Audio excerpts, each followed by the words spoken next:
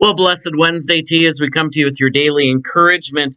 And we are at the bottom of page 64 of Life Together, the day together. And in it, Dietrich Bonhoeffer speaks of the emotions that may encounter the person who is the lead prayer of the assembly. And it says will happen again and again that a person who is charged with offering the prayer for the fellowship will not feel at all in the spiritual mood to do so, and will much prefer to turn over his task to another for this day. Such a shift is not advisable, however.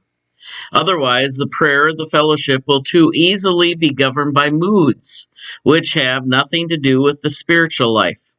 It is precisely when a person who is borne down by inner emptiness and weariness or a sense of personal unworthiness feels that he would like to withdraw from his task, and that he should learn what it means to have a duty to perform in the fellowship, and the brethren should support him in his weakness, in his inability to pray. Perhaps it is right where the one will realize the profound truth of Paul's words. We know not what we should pray for as we ought, but the Spirit maketh intercessions for us with groanings that cannot be uttered. Romans 8:26. Everything depends on the fellowship's understanding and supporting and praying the brother's prayer with him and its prayer. This is one I can completely relate to. And the reason is not that I've always had moments of spiritual, resonance where I feel like I'm walking with God. I've had moments like that. I've also had moments where I feel as far away from God, but yet I still have an obligation and a duty to perform before people. In fact, I remember one of the more interesting times, and it was not at my present call, it was at a former call where I was really going through a lot of personal emptiness, if not struggle. Yet, I could see, almost like I was looking outside of myself sometimes, my words and my actions and my presentation that I would do, both my sermon and liturgy, seemed to affect people in a most profound way, even though I was experiencing a time of emptiness. And that's where I realized that there is something greater working through me, not just my emotions. Now, I don't think there's anything wrong with emotions, and you need to be in check with them. Sometimes we're going to have good days, and other times we're going to have bad days. And Dietrich is right in saying that we should not, just base all of our understandings on things purely on our emotions. Because otherwise, we could get to a point, and I've had moments like this, I would say even during this last pandemic, where I'm wondering, I don't have any of my own resources here. But yet the obligation to move forward was so strong that I pressed on and I was able to do the things I needed to do. But sometimes I had to recognize that they were done supernaturally by a greater power, who is the power that calls me to do the work of a pastor, the work of a spiritual leader, if not the work of lifting up prayers. But I also feel that it is important to be honest about it too.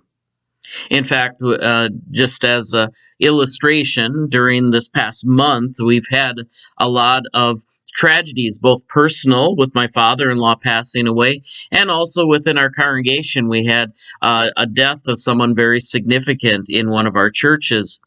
And, I was very honest from the very beginning. I've dealt with these situations before, not, of course, with an in-law, but I've dealt with things where people close to me have passed away. But yet it seemed that this one was harder. And I just mentioned that to people. And I was just amazed at the prayer support I got through it. And I'm still getting through it based on the prayers of others.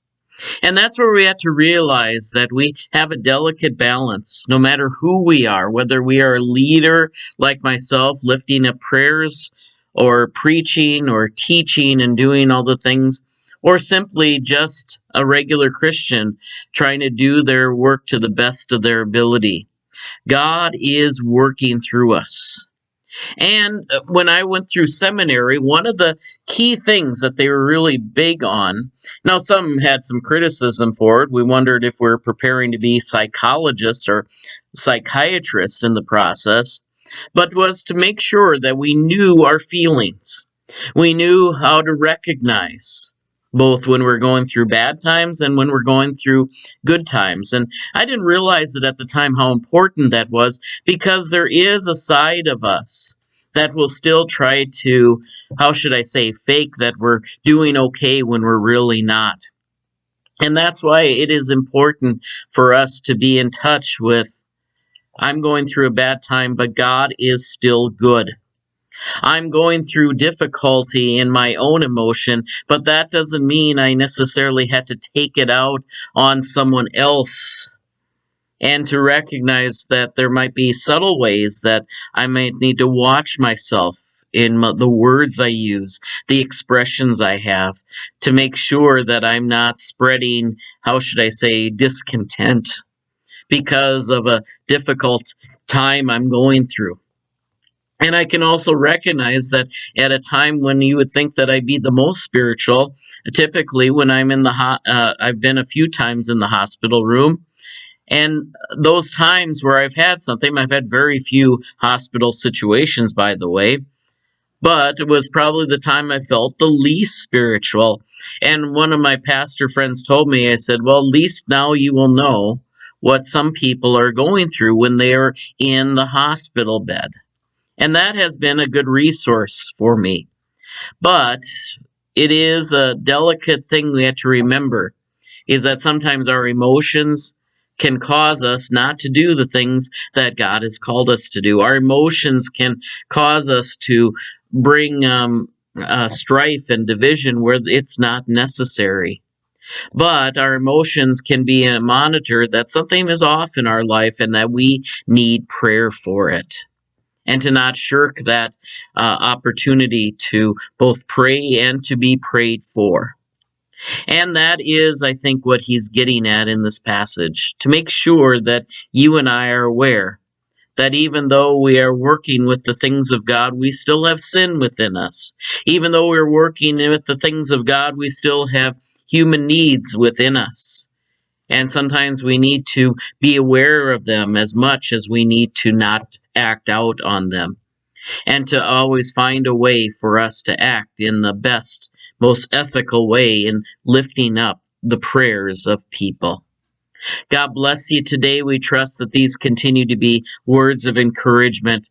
And if you have any of these struggles with both your emotion and your faith, I'm always open to talk about that, because it is an important thing that we sometimes keep to ourselves. Sometimes we might not be and feel the most spiritual, but our relationship with God is always as solid as God baptizing us, God feeding us with his very body and blood. Even if we are on the other side of things, Jesus still does not give up on us. And that, my friends, is good news. Take care. God bless. We'll see you tomorrow.